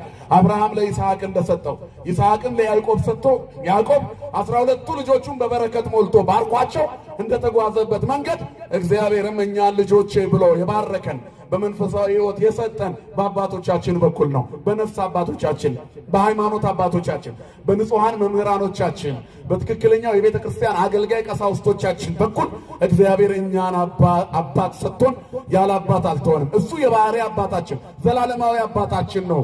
በጸጋ የወለደን ፍጹም በሆነ ንጹህ ስጦታ የራሱ ያደረገን በሞቱ በደሙ የዋጀን አብ በልጁ ሞት የታረቀን መንፈስ ቅዱስ ሁሉ ጊዜ የሚጠብቀን ጉባኤያችንን የሚንከባከብ በዘመኑ ውስጥ በእያንዳንዱ አገልግሎት ውስጥ ህይወታችን በቅድስና እንዲሞላ የሚመራን ህይወትን የሚሰጠን ወልድ በፍቅሩ የማይለየን የሥላሴ ልጆች ነን። ክብርና ምስጋና ለአምላካችን ይሁን። ስለዚህ መልካሙን ልብ በጊዜያዊ ልብስ አንቀይረው። የስምንተኛው ሺህ ዘመን ሰዎች አንሆን። ቂም በቀል የያዘ ሰው ቂሙን ይጣል፣ ፍቅርን ይከታተል። ጥሩን ህይወት በጥሩ ምግብ አንለውጠው፣ ጥቅም የለውም። እውነተኛነትን በጣፈጡ የውሸት ቃላቶች ብናልፈው መልሶ ይደርስብናል። አለባብሰው ቢያርሱ በአረም ይመለሱ ነው። እንደገና መመለስ ያስፈልጋል። ገበሬ እርሻውን እያረሰ ዝም ብሎ ሳይነቃቅል በደንብ ሳያርስ ነካ ነካ አርጎት ቢያልፍ የዘራው ዘር እንዳያድግ አንቆ የሚያስቀር አረም ይኖራል እኮ። አሁን እኛ ለልጆቻችን ብዙ አረሞችን እያስቀረን ነው። አለባብሰን ማለፍ እንተው፣ እንቅጩን እንናገር ንስሐችንን። እንክት ያለ መለወጥ ይታይ በሕይወታችን። የመቅደሳችንም የነፍሳችንም የቤታችንም የሀገራችንም ጠባቂ እንሁን። ፍቅርን የሚከታተሉ ሰዎች አዲስ ትውልድ ያፈራሉ። ዓለም ተበላሽታለች፣ መለወጥ ይቻል ይሆን ብላችሁ ታስቡ ይሆናል። የራሳችንን ድርሻ ከተወጣን ይስተካከላል። አንድ ሰው ምን ብሏል? ሁሉ አካባቢውን ቢያጸዳ ሀገሬ ትጸዳለች ብሎ የተናገረ የአንድ የኤዥያ ሀገር መንግስት ነበር ይባላል። ሁሉም አካባቢውን ቢያጸዳ ሀገሬ ትጸዳለች ብሎ የራሱን ሀገር ጠራ። አያችሁ። ስለዚህ ሁሉም የራሱን ቤት ካጠራ ሁሉም ቤተሰብ ይጸዳል፣ ዓለምም ሀገር ትጸዳለች። ኢትዮጵያ ንጹህ ከሆነች ዓለም ንጹህ ትሆናለች። የኢትዮጵያ መጎዳት ለዓለም ትኩሳት ነው። ምክንያቱም እግዚአብሔር ከእስራኤል ልጆች እኩል ያደረጋት ሀገር ኢትዮጵያ ናት። እስራኤላውያን በግብጽ በረሃ ሲመራ የነበረው ታላቁ ቅርስ፣ መና ሲያዘንብ የነበረው ታላቁ በረከት፣ ህዝቡን ሲመራ የነበረው ታላቁ በረከት፣ የዮርዳኖስን ባህር የከፈለላቸው ታላቁ ታቦት እኛ ሀገር ነው ያለው። ክብርና ምስጋና ለስሙ ይሁን። የእግዚአብሔርን ታቦት ይዘን ግን እኛ ጣዖት ከሚያመልክ ህዝብ በታች መኖር ከጀመርን ቆይተናል። መጻሕፍት ያሉት እኛ ጋር ናቸው። ዓለም በክርስትናው ብዙ ደጋግ ሀገሮች አሉ። በክርስትናው ብዙ ቅዱሳንን ያፈሩ ሀገሮች አሉ። በመንፈሳዊ ትምህርትና ቶሎ እግዚአብሔርን ለማግኘት ግን መንገዷን ጠርጋ ያለች ሀገር ኢትዮጵያ ናት። እነ ግብጽና አርሜኒያን ሄደን ብንመለከት ትምህርቶች አሏቸው። ሰፋ ያሉ ትምህርቶች፣ ግንዛቤዎች ለልጆቻቸው ለህዝባቸው ያሳያሉ። እኛ ግን ከዛ የሚበልጥ ስጦታ የሰጡን አባቶች አሉ። አባቶቻችን በተግባር አሉልን። እኛ ከዚህ እኮ ብዙ ሳንሄድ ጥቂት ራመድ እንዳልን እኮ እንጦጦ ኪዳነ ምሕረት ስንደርስ ወንጌልን በተግባር እናያለን። እውር ሲበራ፣ ለምጻም ሲነጻ፣ ኩላሊቱ ተበላሸበት የተባለ ሰው በጸበል ሲበቅልለት፣ ጉበቱ ዋጋ የለውም የተባለ ሰው በጸበል ሲፈወስለት፣ ትሞታለህ ተብሎ ካላንደር የተሰጠው ካንሰር አለበት የተባለ ሰው በኪዳነ ምሕረት ጸበል ተፈውሶ ሰው ሆኖ ቆሞ ከእንደገና ሲሄድ እናያለን። ከዚህ በላይ የህይወት መንገድ አለ? እግዚአብሔር የተመሰገነ ይሁን። እንደኛ የተባረከ የለም። ነገር ግን የተሰጠንን በረከት በስሜት እንጂ በህይወት አልተቀበልነው። ምክንያቱም ክፋት በልባችን ይዘን ፍቅርን የሚናገሩ ከናፍርት ነው ያሉን። ይሄ ደግሞ በብር ዝገት የተለበጠ የሸክላ ዕቃ ነው። ሲወድቅ ውስጡ ይደቃል። አሁን ውስጣችን ጠንካራ ነው፣ ብርቱ ነን። ክፉን ዘመን ለማለፍ ጠንክረናል። በትክክል ከመጻሕፍት ጋር ግንኙነት አለን። የሚሰበከው ወንጌል በህይወታችን ይሰራል።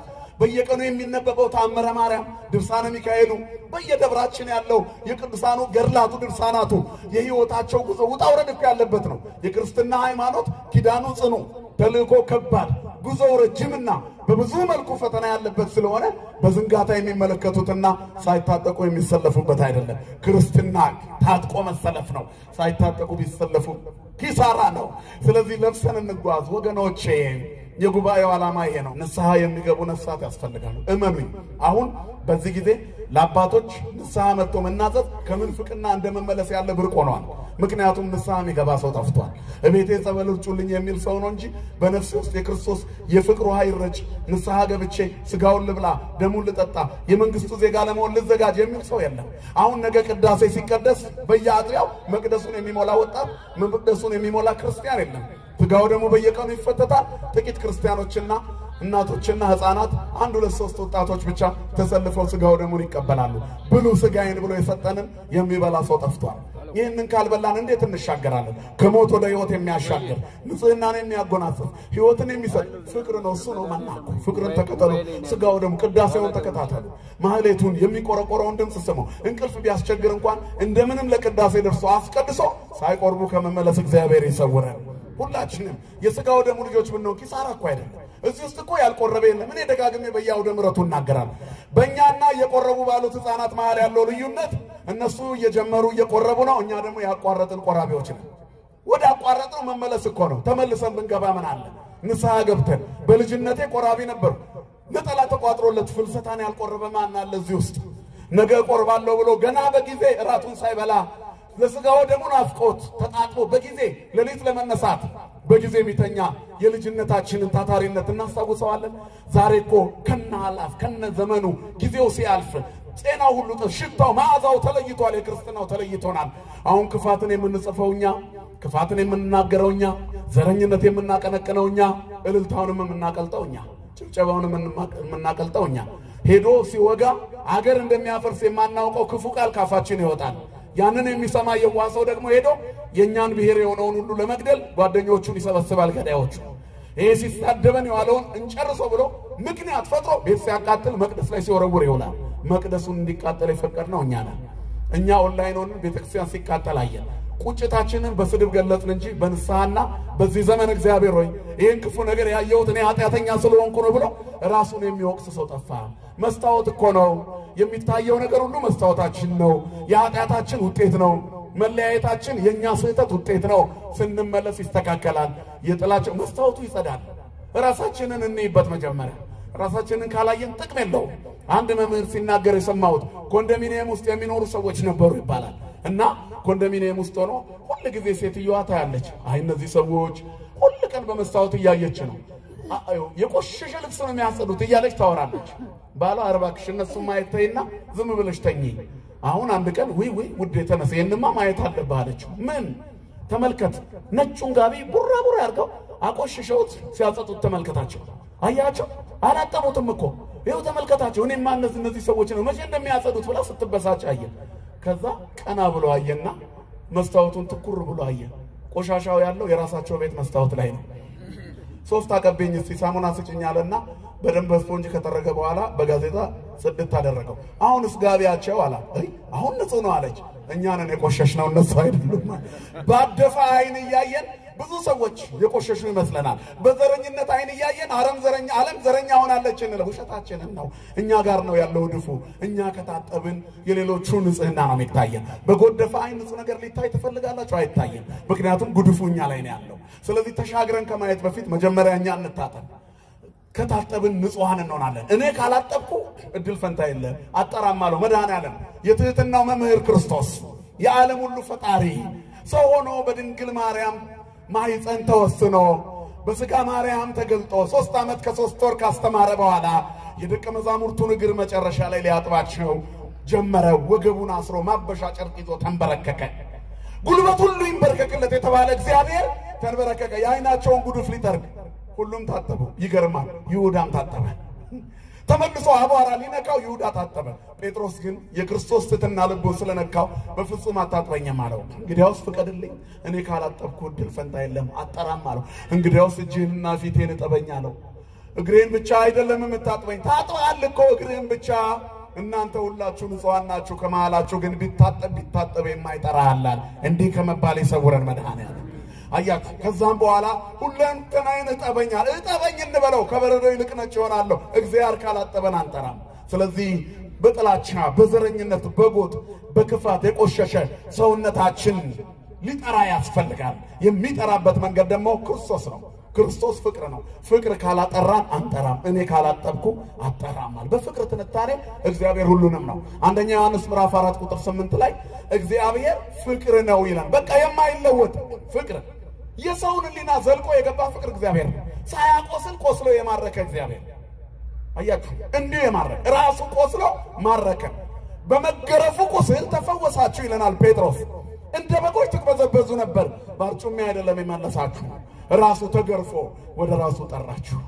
በጎኖ ብሉኝ ብሎ ታረደላችሁ ለኛ ምግብ ሊሆነን እግዚአብሔር ታረደ ክብርና ምስጋና ለስሙ ይሁን አባቶቻችን ስለዚህ በሞቱ ምርኮኞች ያደረገን ፍቅር እግዚአብሔርን ተከታተሉት ነፍሱን ስለኛ አሳልፎ የሰጠ አንደኛ ዮሐንስ 3:16 በሞቱ የፍቅሩ ምርኮኞች ሆነናል ይላል ነፍሱን ስለ ወዳጆቹ አሳልፎ የሰጠ ፍቅር ከዚህ የሚበልጥ ፍቅር የለም እኮ ነው ትወዱኛላችሁ ትእዛዛቴን ጠብቁ ብትወዱኛል እኔን እንደምትወዱኝ እርስ በራሳችሁ ተዋዳችሁ ካሳያችሁ ዓለም ሁሉ እነዚህ ክርስቲያኖች ናችሁ ብሎ ያያል ዓለም የታመመው የሚያየው ስላጣ ነው የሚያየው መድኃኒት ካገኘ ዓለም ይድናል እኛን አይቶ ዓለም ይዳን እንጂ እኛ ታጥበን ጠርተን ንጹህ ሆነን በይቅርታ ስናልፍ ሲያይ ዓለም ይዳን አሁን እየፈሰሰ ያለው ደም የሚቆመው በእኛ የፍቅር መንገድ ነው እኛ ክርስትናውን ከተከተል ነው ፍቅር ክርስቶስን ከተከተል የይቅርታ ሰዎች ከሆንን ቀኑን ሙሉ ፌስቡካችን እንኳን ስንገልጥ እኔ ማን ነኝ ጥላቻ መጽፈው ብለን እርግፍ አርገን ከተውን እመኑኝ ጥሩ ዜና እንሰማለን በጎ ነገር እንዳንሰማ የከለከለን የምንከተለው ጥላቻ ነው ሌላውን ዘረኛ እንላለን እንጂ ውሸታችንን ነው እኛ የኛ ዘር እስከሚነክስ ድረስ ነው የኛ ዘር ሲነክስ ደግሞ እኛም ዘረኞች ነን አያችሁ ስለዚህ ሁሉ ጊዜ በጎጥ የምናስብ ከሆነ መቼም አንጠራም ስለዚህ ማን ይጠበን ታጠቡ እንታጠብ ፍቅርን ተከታተሉ ማለት ታጠቡ ነው ምክንያቱም በክርስቶስ መታጠብ ጥልን ያረቃል በመስቀሉ ፍቅር እግዚአብሔር ጥልን ለዘላለሙ ገደለ በፍቅር ውስጥ መጥላት የለም ጥላቻ ገዳይ ነው ፍቅር አዳኝ ነው እግዚአብሔር ሊያድነን ሞተ የሰውን ሞት ሞተ ፍቅር ከማንኛውም ነገር በላይ ነው በሃይማኖት ውስጥ ሰው ሁሉን የማረከበት ኃይሉ የእግዚአብሔር ፍቅር ስለሆነ ፍቅርን መከተል አለበት የክርስቶስ ፍቅር አቻ የለውም ፍቅር ይላሉ የዚህ ዓለም ጠቢባን ፍቅር ማለት ይላሉ ከህይወት ጡት ሳይቋረጥ የሚፈስ ወተት ነው አለ ፍቅር ወተት ደግሞ ለህፃናት ያጥንታቸው ጥንካሬ የሰውነታቸው መፋፋት የበሽታ መከላከያ አቅማቸው ነው ህፃናት የእናታቸውን ጡት ይጠባሉ ቢታመሙ እንኳን ጉንፋን ቢይዛቸው ሌላም ነገር ቢይዛቸው መድኃኒት የሚያገኙት ከዛው ጡት ውስጥ ነው እዛ ውስጥ ያለው ነገር ንጹህ ነው ማን ያስቀመጠው ነገር ስለሆነ እናቶች ጡት ውስጥ እንጀራ ብቻ ሳይሆን መድኃኒቱንም እንጀራውንም የሰራ እግዚአብሔር ታማኝ ነው ክብርና ምስጋና ለስሙ ይሁን የምንታመመው ስናድግ ነው ብዙዎቻችን ልጅነታችሁን አስቡት በተለይ ትልልቆቹ የእናታችንን ጡት ጠብተን ያደግነው ሰዎች ሐኪም ቤት አይተን አናውቅም ብዙዎቻችን ለተራና ተርታ ለሆነ ነገር ካልሆነ በስተቀር አንሄድም ምክንያቱም እናታችን ጡት ውስጥ እግዚአብሔር ተቀምጦ ፍቅሩን ስንጠባው ኖረናል ክብርና ምስጋና ለስሙ ከእናቱ ጡት የተመገበ ልጅ አይታመምም ሕፃን ጡት የሚጠባ ሕፃን ሁሉ ነገር ያለው መድኃኒቱ ነው ትልቅ ሆነን ስንሄድ ግን ሐኪም ቤት ይሄንን አምጡ እንባላለን የምንጠየቀው ነገር አለ እዳሪ እንጠየቃለን ከሰው የሚወጥ ይሄን አምጡ ሕፃን አይጠየቅም ሰዓቱ አይታወቅም ምኑም አይመረመርም ጡት ስለሆነ ከእናቱ ጡት ላይ ነው የሚወሰደው መወሰድ ያለበት ነገር ካለ የሚመረመረው ሕፃን ልጅ ቢታመም ደዌው እንኳን ክፉ ሆኖ ቢገኝ ጡቱ ይመረመራል እናቷ ጡቷ ጤነኛ ነው ወይ ወተቱ የእናት ጡት ወተት ንጹህ ነው ለምን አመመው ተብሎ ቼክ ይደረጋል የእናት ጡት ወተት ንጹህ ነው የሚሰራው ማን ስለሆነ እግዚአብሔር እናት ደግሞ ለኛ ቤተክርስቲያን ናት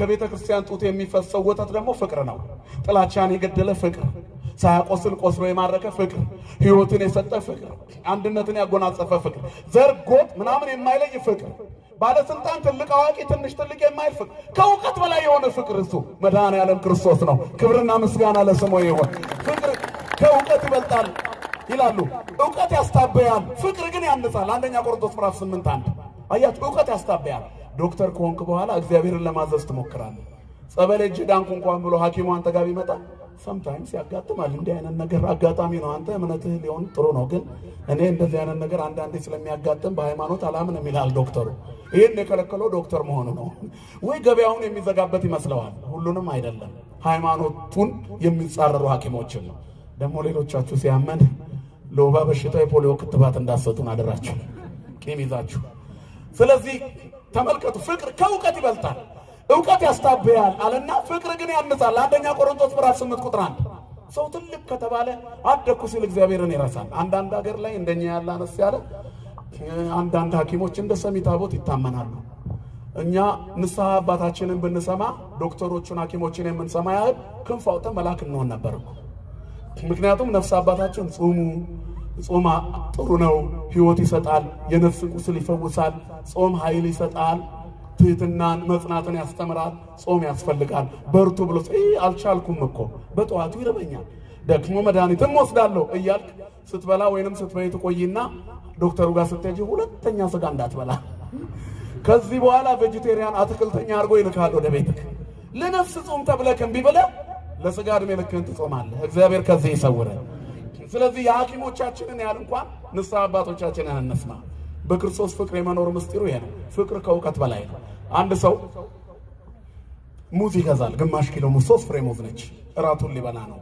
በዳቦ አድርጎ ዳቦዋን ይዟት እየሄደ ልክ ሙዙን ሲገዛ የሆነ ሰው ቆሟል ዝም ብለህ ነው እንደምትገዛው አለ ታዲያ የጮኩ ልግዛ እንዴ አይ ዝም ብሎ አይገዛም አሁን ጥሩ መጥፎ መሆኑን እኮ መለየት አለብህ ኧረ እኔ አውቃለሁ ሁሌ ነው ራቴን መበላው ዝም ብለህ ትበላለህ ይሞታል እኮ እስካሁን አለው ሰው እንዴ አለው እኮ ጌታዬ ማን አንተ ለሞን እኔ የታወቅኩ ዶክተር ነኝ የውስጥ ደዌ ስፔሻሊስት ዶክተር ከሬ ይባላል ስሙን ሲዘረዝርለት ደነገጠ ሰውየው ምስኪን ነው እና ታዲያ ጌታዬ ምን ማድረግ አለብኝ ብሎታል ተሰብረውና ከፍተክ ከመብላት በፊት ተሰብረዋለህ ውስጡ ጥቁር መስመር ነገር ካየህ ትጥለዋለህ ብሎታል እሺ ራስ ከዛሬም እግዚአብሔር እንደው ከዛ ሰዓት ጀምሮ ሆዱን ሊቆርጠው ጀመር ሰውየው ደና እኮ እየተመገበ ወደ ቤት ገባና ሙዙን ሰበረው ጥቁር ነገር አየጣለው አንዱን ሁለተኛውንም ሰበረው ጥቁር ነገር አየጣለው ስንት ቀረው የሰውዬ አንድ ቀረው ማብራት አጥፍቶ በላው ሶስተኛው አንዳንድ ጊዜ እየኖራችሁት ያለው ኑሮ ይሻላችኋል ግልጽ ነው አይደል መፍትሄ የሌለው አቅጣጫ ጥቅም የለው ይሄ ማለት ሐኪሞችን መስማት ስህተት ነው እያልኳችሁ ግን አይደለም ያልተገባ ምክር ጾም ያሳድራል ይሄ በፍቅር ነው ማንኛውም ነገር በፍቅር አሁን እንደው ምግብ በፍቅር እኮ ነው የምንበላው ተሰርቶ የመጣላችሁን ጥብስ ወጥ በሞተር ዘይት ይሰራ በምን ዘይት ታቆታል አታቆትም የበግ ጥብስ ብላችሁ አዛቸዋል እንደው የሌላ ነገር ስም አይጠራም እንደው ይቅርብን እንደው አንድም ጾም ነው ግን የምን ይሁን የምን አታውቁም በምንድን ነው እየበላን ያለን ስላመንን ነው አይደል አያችሁ ይሄን ምግብን በፍቅር የተመገብነው ነው ያል የእግዚአብሔርን ቃል በፍቅር እንመገበው ወንጌሉን በፍቅር እንብላው ያን ጊዜ ፍቅር አያብራራም ዕውቀት ያብራራል አሁን የሰውዬ በመብራራት ሁለት ሙዝ አጣ አያችሁ አንዳንዴ ዓለም ታብራራለች አትሰጥም ዓለም በማብራራት አንዴ በዚህ ዘመንማ ባለስልጣኖቻችን አይታችኋል አይደል ማብራራት ሰው ሲያስገድሉ ይቆዩና ግጭት ነው ይላሉ እግዚአብሔር አሁን ዝም ብሎ ያያል ከላይ ያየ እግዚአብሔር ይስቅባቸዋል የሚለው እኮ እንደዚህ ያሉት ሰዎች ወይ እግዚአብሔር ይሳለቅላል ይሆሙ ይላል ሰው በይነበሙ በማዓቱ ያውቆሙ ይላል እግዚአብሔር ከላይ ሆኖ ይስቅባቸዋል ከዚያ እግዚአብሔር አንድ ቀን በማዓቱ ነው የሚናገራቸው እግዚአብሔር ሁከትን የሚፈጥርባቸው ሰላምን የሚነሳቸው እግዚአብሔር ማዓቱን ጥሎ ነው እግዚአብሔር ለኢትዮጵያ ፍትህን ያምጣላት አስቸጋሪ በሆነ ጎዳና ውስጥ ቆመው ማብራሪያ የሚሰጡ ሰዎች አሉ ያ ሁሉ ህዝብ አልቆባት ቤተክርስቲያን ያ ሁሉ መቅደስ ተቃጥሎባት ከ250 ሰው በላይ የሚያጠና ሰው በጀታ ትልልቅ የሚባሉ የሀገሪቱን ሰዎች ልካ የሞተባትን ሰው የተገደሉትን አገዳደል አጥንታ መረጃ አንጥታ ቅዱስ ሲኖዶስ መግለጫ ሰጠ ከዛ እዛ አካባቢ ኮሙኒኬሽን የተባለ ሰውዬ የሚያስቅ መልስ መለሰ ልክ አይደላችሁም እናንተ ግጭት ነው አጥንታዋል ያላጠናው ምን ስገምተው ግጭት ነው በቃ እኔ ካልኩ ልክ ነኝ ጊዜ የሰጠው ቅል ድንጋይ ሰብራል ይላሉ አባቶቻችን ግን ጊዜ ያልፋል ትልቅነት ያንሳል ዘመን ይሻገራል ትልቁ ማንነት ከእግዚአብሔር ጋር ማዋል ነው ይሄን ነገር የምናልፍበት መንገድ የእግዚአብሔር መሆን ነው የክርስቶስ መሆን ፍቅርን መከተል ነው አሁን እኛ ዝም እንበል ማን ይናገር እስቲ እኛ ዳዊታችንን እንያዝ ጎንበስ ብለን እንድገም። ቀና ስንል ዓለም በርታታ ያላችሁ ምክንያቱም የሚጠብቀን አይተኛም። ይደቅ ዘያቀበከ ናሁ ይደቅስ ወይነቁም ዘያቀበው እስራኤል ይላል መጽሐፍ። የሚጠብቅ አያንቀላፋም፣ የሚጠብቅ አያንቀላ እስራኤልን የሚጠብቅ እስራኤል ማለት ክርስቲያን ነው፣ ተዋህዶ ማለት ነው። እስራኤል ዘነፍስኛ ነው። ተዋህዶን የሚጠብቅ አይተኛም አያንቀላፋም። እኛ እንተኛለን፣ እግዚአብሔር ቆሞ ይጠብቀናል። ክብርና ምስጋና ለስሙ ይሁን። እረኛችን ታማኝ ነው። የሞት ነው ሳንጠበቅ ቀርተን አይምሰላችሁ። የሞታችን መንገድ ላይ እግዚአብሔር ቆሞ ሊጠብቀን ስለፈለገ ነው። የሞቱት ቅዱሳን ስለሆኑ ነው። የምንኖረው ሰዎች ከኃጢአት ተለይተን እንሞት። በዚህ ዘመን ከመኖር መሞት ይሻላል። ግን የሞት መንገድ ላይ እግዚአብሔር አለ። ወፍናው ይሁን ለሞት ዘእግዚአብሔር ወጡ። የሞት መንገዶች የእግዚአብሔር ናቸው። እግዚአብሔር በሞት መንገድ ላይ ይቆማል። ከዛ የትኛው ነው የያዘው? እጃችሁ ከምንድነው? እጅሽ ምን ላይ ነው ይልሻል። በደም የቆሸሸ በዘረኝነት የበለዘ እጅ ይዘን ከመሄድ እግዚአብሔር ይሰውራል። ስለዚህ ይዘን የምንሄደው ነገር አለ። ሌላው ፍቅር የፍጻሜ ማሰሪያ ነው። የፍጻሜ ማሰሪያ ፍቅርን የለበሱ ሰዎች ቢሞቱ እንኳን ሕያዋን ናቸው። ማን ከነሱ ጋር ስላለ? እግዚአብሔር ስላለ። በአባቱ ቤት ካለው ብዙ መኖሪያ ሊያዘጋጅልን የሄደው ፍቅር መድኃኔዓለም እሱን ይዘነው ከሄድን ሲኦል አንገባ። የእግዚአብሔርን ስም ይዞ ሲኦል የሚገባ ሰው የለም። ተጠምቆ ሲኦል የሚወርድ የለም። ቆርቦ በተለይ ክርስቶስን ለብሶ ሲኦል የሚወርድ የለም። ምህረትን፣ የዋሃትን፣ ርኅራኄን፣ ቸርነትን፣ ትህትናንና ትዕግስትን ልበሱ ይላል። ትዕግስትን አድርጉ። በባልንጀራው ላይ የሚወቅሰው ካለ ይቅር ተባባሉ። በእነዚህም ሁሉ ላይ የፍጻሜ ማሰሪያ የሆነውን ፍቅርን ልበሱ። ሮሜ 13 ቁጥር 10 ከነዚህ ሁሉ ላይ ፍቅርን አለ፣ ምህረትን፣ ይቅርታ ማድረግን፣ የዋሃትን፣ ሁሉን ነገር በበጎ ነገር መመልከትን፣ ርኅራኄን፣ ለሌሎች ሰዎች ለድሆች ለምስኪኖች መራራትን፣ ቸርነትን፣ ካለን ላይ ችሮታ ማድረግ መርዳትን፣ መደገፍን፣ የተጣሉ ሰዎች ማስታረቅን፣ በፍቅርም በቋንቋም በተግባርም በቁስም ቸርነትን አድርጉ። ትህትናንና ትዕግስትን ልበሱ። ትሑታን ሁኑ፣ ለትንሹም ለትልቁም ሰውን አትናቁ። ከዚያ ትዕግስትን ልበሱ።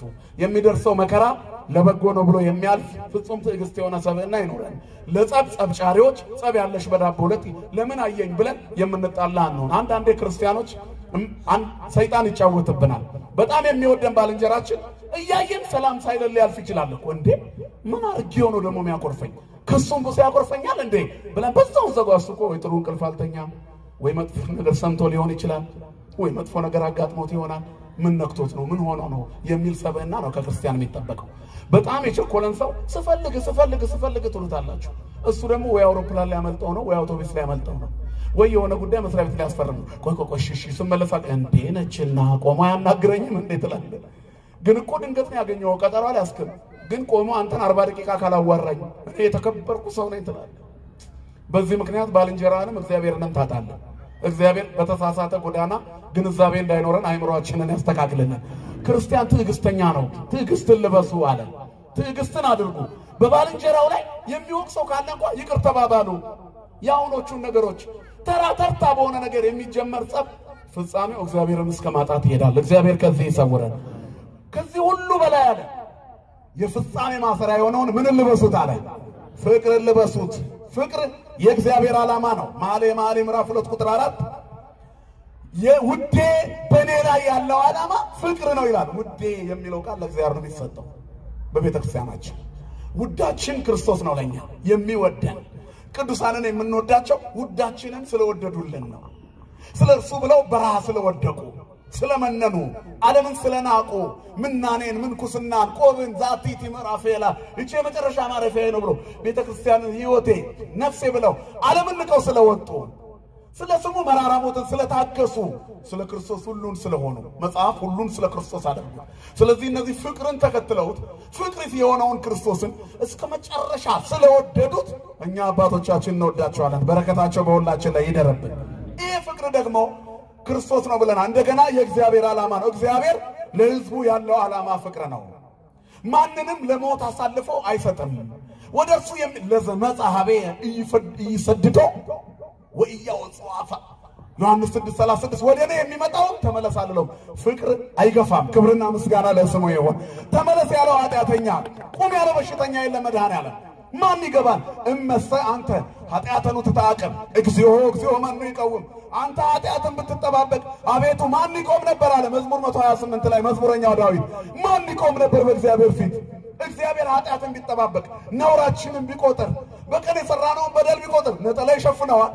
ልብስ ይሸፍነዋል ይሄንን እርቃን ይሄን መገፈፍ ፍቅር ስለሆነ ግን ገመና ሸፋኝ ስለሆነ ይቅርባይ ስለሆነ ከና ኃጢአት ስትገባ እግዚአብሔር ዝም አለ የሰራው ወንጀል ግን ፖሊስ ቢያገኘው እስር ቤት ነበር ህይወት ፖሊስ የማያስረን መረጃ እስከሚያገኝብን ምስክር እስከሚቆጥርብን ፍርድ ቤት የማይፈርድብን ለዚህ ነው እግዚአብሔር እኛን ለመክሰስ እኛን ለመቅጣት የመረጃ እጥረት አጋጥሞት አያውቅም ያ ያለ በተዘጋ ቤት ውስጥ የሰራነውን ማብራት አጥፍተን የሰራነውን በልባችን እግዚአብሔር ይፈትን ልቦ ክልያት እግዚአብሔር ልብና ኩላሊትን ይመረምራል ከምናስበው ከህሊና አስቀድሞ የሚመረምር ከሐሳብ አስቀድሞ የሚያውቅ እግዚአብሔር የልብህን ኃጢአት የልብሽን ኃጢአት የማያውቅ ይመስልሻል እግዚአብሔር ያውቃል ግን ፍቅር ስለሆነ ገመና ሸፋኝ ስለሆነ ኃጢአትን ስለማይቆጣጠር ይቅርባይ ስለሆነ ተሸክሞን ስላለ እነሆ በቤቱ አቆመን ክብርና ምስጋና ፍቅር ስለሆነ እግዚአብሔር ክብርና ምስጋና ይድረሰው ስለዚህ ፍቅር አይንቅም ፍቅር ሁሉን ይወዳል ሰማይ ዙፋኑ የሆነ እግዚአብሔር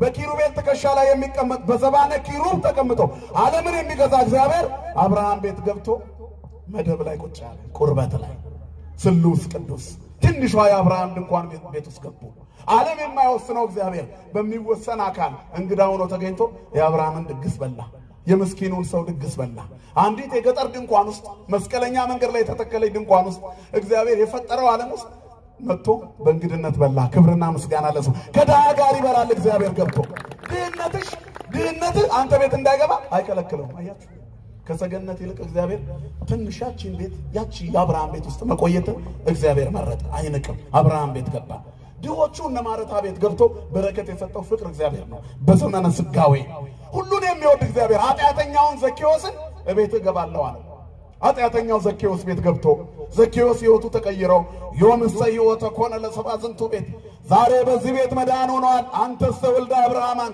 አንተ የአብርሃም ልጅ ናል ፍቅር ክርስቶስን ሲያብራ ማን ነው ዘኬዎስ ተለወጠ መቼ ነው እኛ መድኃኔ ዓለም ፊት ቁጭ ብለን የምንለወጠው መድኃኒቱን ሲያይ ዘኬዎስ ከዛፍ ላይ ውረድ ያለውን እግዚአብሔር ትህትናውን ያደነቀለትን መድኃኒቱን አየና ጌታዬ ሆይ አንተ እኔ ቤት ገብተህማ ሳልለወጥ አትወጣም አለው ስለዚህ አንተ ቤቴ ገብተሃልና ከቤቴ መንፈስህ እንዳይወጣ አንተነትህ በልቤ ተተክሎ እንዲኖር ካለኝ ኩሌታ ለድሆች ሰጣለሁ አንተ የምትወደው ይሄ ነው የቀማውት ያስቀየምኩት ካለ ሁለት እጥፍ ነው የሚለው የኦሪቱ ሕግ አራት እጥፍ ከፍላለሁ አለ እግዚአብሔር ይመስገን እግዚአብሔር እንደዚህ ይለውጣል የሚለውጥ ፍቅር እግዚአብሔር ነው ዓለምን ባስደነቀ የመስቀል ሞት የቆሸሸውን ዓለም አጠበው የኔና የእናንተ ሰውነት መቼ ነው የሚታጠበው ፍቅርን ተከታተሉ ንስሐ ገቡ ቂም በቀል ይቅር ያው ሰው እየወደቀ ነው እንደ ሸክላ እየተሰበረ ነው የተጣላ ሰው ካለ አጠገባችሁ ካለ ይቅር ተባባሉ እግር ላይ ወድቆ ይቅር ማለት ጥሩ ነው አረ ሁሉም ሰው እየሄደ ነው ሁሉ ተረኛ ነው የምጽአት ምልክት ላይ ነው ያለ ነው የቀረው አንድ ሚካኤል መለከት ድምጽ ብቻ ነው የቀረው ህዝብ በህዝብ ላይ መንግስት በመንግስት ላይ ተነስቷል ወንድም ወንድሙን እየገደለ ነው ፍቅር ረክሷል ቆሽሿል ቀዝቅዛለች ከአመጻ ብዛት የተነሳ የብዙ ሰዎች ፍቅር ተቀዘቅዛለች ይላል እንደዚህ ፍቅር በረዶ የሆነበት ዘመን አለ የለም ስለዚህ ያለነው እኛ እንትረፍ የአባቶቻችንን መንገድ እንከተል ለሊት መቅደስ መተን ማህሌት ቆመን አድረን ዳዊት ደግመን ቂም ከያዝን ፍቅር ከሌለን ከንቱ ነን ከ150 ዳዊት የልብ ቅንነት ይላሉ አባቶቻችን አያችሁ የልብ ቅንነት ካለ ዳዊትን ከሚደግመው ይልቅ ቅኑ የተሸከመው እንኳን ይጸድቅበታል ይላሉ አባቶቻችን 150 ዳዊቱን በቃሉ ይዞ ቆይ ከሌላ አገኘው ደፋዋለሁ እገለዋለሁ ቤት በኩል እግዚአብሔር ያገኘዋል የሥላሴን ፍጥረት እየጠላ ሥላሴ እንዴት ይገለጡለታል ለነጽሮተ ስሉስ ቅዱስ እንዴት ይደርሳል አስሩ ማረጋት መካከል አንዱ እግዚአብሔርን ወደ ማየት ማደግ ነው መላእክትን ማየት ነው የሰይጣንን ሴራ ማወቅ በራሱ እድገት እኮ ነው የዲያብሎስን ሴራ ለማወቅ የምንችለው የመልካም ባህሪ ባለቤቶች ስንሆን መልካም ስነ ምግባር የሚገኘው በንስሐ በጾም በጸሎት በፍቅር በክርስቶስ ስጋው ደሙ በመቀበል ማለት ነው ፍቅርን ልበሱ ማለት ቁረቡ ማለት ነው ፍቅርን ተከታተሉ ማለት ሁሉ ጊዜ ቅዳሴውን ተከታተሉት ቅዳሴው በእንተ ፍቅር ነው ክርስቶስ ለኛ ያደረገውን እኮ ነው የሚነግረን ቅዳሴ ከተቀደሰ በኋላ ጸልዩ በእንቲያነ ብሎ ዲያቆኑ እንደጨረሰ ስለኛ ጸልዩ ወበእንተ ኩሎሙ ክርስቲያን ስለ ክርስቲያኖች ሁሉ ጸልዩ ይላል እኮ ዲያቆኑ መጨረሻ ላይ ምናልባት እኛ ቁጭ ብያስቀዳ አሁን የዲያቆን የታባቱ አሁን እሱ ነው የሚቀድሰው እያልን አስብ ይሆናል ግን ጽዋውን ይዘ ጌታ እንደም ጸልዩ በእንቲያነ ስለኛ ጸልዩ ሳይገባን ጽዋውን ስለያዝነው ስለኛ ጸልዩ ወበእንተ ኩሎሙ ክርስቲያን ስለ ክርስቲያኖች ሁሉ ጸልዩ ስለ ወንድሞቻችሁ ጸልዩ ሰው ደካማ ስለሆነ ነው ኃጢአት የሚሰራው ጸልዩለት መልሱት ሰይጣንን መልአክ የሚያደርግ ጸሎት የጸለየች ቤተክርስቲያን እኮ ናት አልታረቅ ብሎ ነው እንጂ እኮ ክርስቶስ ሰምራ ዲያብሎስን እጁን ይዛ እኮ ልታስታርቀው ሄዳ ነበር አያችሁ ዲያብሎስን ለማስታረቅ ሞክራ ሰይጣንን ለማሳረቅ ልታረቅ ቢል የሞከረች ቤተክርስቲያን ናት። ክብርና ምስጋና ለአምላካችን ይሁን። የማይለወጥ የለም ማለት ነው። አያችሁ። ስለዚህ ቀማኛም ብትሆን ቋንጃ ቆራጭ፣ ነፍስ ገዳይም ብትሆን ዘረኛ፣ ክፉም ብትሆን እጅ በደም የረከሰ፣ ሐሜተኛም ብትሆን ሟርተኛ፣ ጠንቋይ ቤትም የሄድሽ ብትሆን ታጠቢና ንስሐ ግቢ። እግዚአብሔር ንጹሕ ያደርጋል። ይቅር ሲል የሚረሳ አምላክ ነው። ፍቅርን ተከታታይ ታሪክን የሚቀይር አምላክ ታማኝ ነው። ይበቃል። ያለፈው ዘመን ይበቃኛል። ለስጋ የሄድኩበት ዘመን አከለክሙ መዋዕል ዘሐለፈ ዘተቀናይክሙ ለፍቶተ ሥጋክሙ እምይእዜሰ ጹሙ ወጸልዩ ሰንበታቲሁ አክብሩ ተቀነዩ ለእግዚአብሔር በፍርሃት ነው። ያለፈው ዘመን ይበቃችኋል። ለኃጢአት ፍትወት የተገዛችሁበት፣ ለስጋችሁ የተቀኛችሁበት፣ ዘረኛ፣ ሟርተኛ፣ ፌዘኛ፣ ተንኮለኛ፣ ሐሜተኛ የሆናችሁበት ያለፈው ዘመን ይበቃችኋል። ከዚህ በኋላ ባካችሁ ጹሙና ጸልዩ፣ ፍቅርን ተከታተሉ፣ ሰንበቱን አክብሩ፣ ቅዳሴ ያስቀድሱ፣ ሥጋው ደሙ ተቀበሉ። ፍቅርን የፍጻሜ ማሰሪያውን ልበሱት። ሥጋው ደሙ የፍጻሜ ማሰሪያ ነው። የዚህ ጉባኤ መዘጋጀት የእሑድ ቀን ያስቀዳሹን ቁጥር መጨመር አለበት፣ መጥበብ አለበት። የሚቆርቡ ክርስቲያኖች መብዛት አለባቸው። መቅደሱ በቆራቢያን ሞልቶ ደጁ ሁሉ መጥለቅለቅ አለበት። ሥጋው ደሙ በሚቀበለው ሰው ረጅም ሰዓት ማለቅ አለበት። ያን ጊዜ እግዚአብሔር በእኛ ደስ ይለዋል። ልጆቼ በእውነት እንዲሄዱ ከመስማት የሚበልጥ ደስታ የለኝም ይላል መጽሐፍ ዮሐንስ መልእክት ላይ። ልጆቼ በእውነት ሲሄዱ ከማየት የሚበልጥ ደስታ የለኝም። እግዚአብሔር እኛ በእውነት ስንሄድ ደስ ይለዋል። የእግዚአብሔር ደስታው የኛ መለወጥ ነው። ሳምራዊቷን ሴት በተዋበችው የሴኬም ሸለቆ ስር አገኛት። ውሃ ልትቀዳ መጣ። እዛች ሸለቆ ስር ቁጭ ያለው ያዕቆብ ያስቆፈረው ጉድጓድ ላይ ነበር መድኃኔዓለም። ሸለቆዋ የምትገኘው በጥላቻና በፍቅር ተራራ መካከል ነው። በጌባልና በገሪዛን ተራራ መካከል። ሕይወት እንደዚህ ናት፣ በጥላቻና በፍቅር የተሞላች። አንድ ሰው አንድን ቀን ሲኖር ቀንና ሌሊት ነው። ሌሊት ጨለማው የፍርሃት ምልክት ነው፣ ብርሃን የደስታ ምልክት ነው። ግን ክርስቲያኖች በቀንም በሌሊትም እግዚአብሔር ከነሱ ጋር ካለ ምን ይሆናሉ? ምንም። ያዕቆብ ሌሊቱን ቢተኛ እንደ ብርሃን አደረ፣ ድንግል ማርያምን እያየ። እስመ ጽልመትኒ ይጸልም በኀቤከ፣ ጨለማ በአንተ ዘንድ ከቶ አይጨልም። ወሌሊትኒ ብሩህ ከመ ሌሊቱ እንደ ቀን ብርሃን ነው ይላል እግዚአብሔር።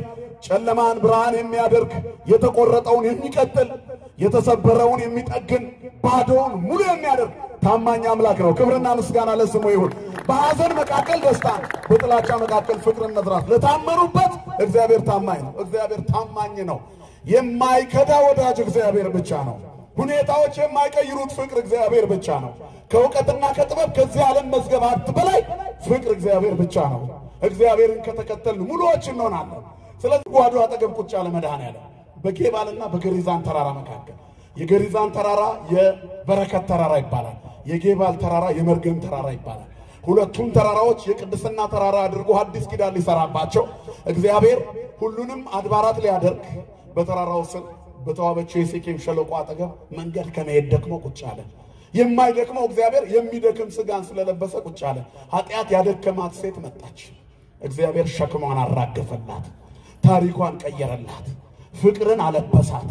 ወደ ከተማ ሄዳ ንዑ ከመ ትረአዩ ብእሴ ዘነገረኒ ኩሎ ዘገበርኩ እንዳይለ እመውእቱ ክርስቶስ፣ እሱ ክርስቶስ ይሆን ያደረኩትን ነገረኝ ኑ ብላ በጥላቻ የተሞሉትን ህዝቦች ወደ ፍቅር መለሰቻቸው። እግዚአብሔር የተመሰገነ ይሁን። ታሪክን የሚቀይር አምላክ ታማኝ ነው። ሳምራዊቷን ሴት ሐዋርያ ከሐዋርያት መካከል እንዳንዱ አደረጋት። የዚያች ከተማ ሐዋርያ ሆነች። የዚያች ከተማ መምህርት ሆነች። የዛች ከተማ የመጀመሪያው መስካሪ ምስክር ሆነች። አዲስ ኪዳን ወደዚህ ዓለም እንደመጣ ያበሰረችው እሷ ናት። ለሰማርያ ሰዎች፣ ገለልተኛ ለሆነው ህዝብ፣ በሁለት ህዝብ መካከል ለሚኖረው ህዝብ ብዙ ትርጓሜ ያለው ገሪዛንና ጌባል በዚህ ሰዓት መናገር አያስፈልግም። ባጭሩ ግን እግዚአብሔር ታሪክን ይቀይራል። 5 ባሎችን የገደለባትን ጋኔን ነቀለላት። ሕይወት አዲስ ሆኖ እንዲጀምር ያረጀችዋን ሴት በኃጢአት የጎበጠችዋን ቀና አረጋት። አንድ ኩባያ ውሃ ጠይቋት ነፍሷን ሙሉ በውሃ አረሰረሰ።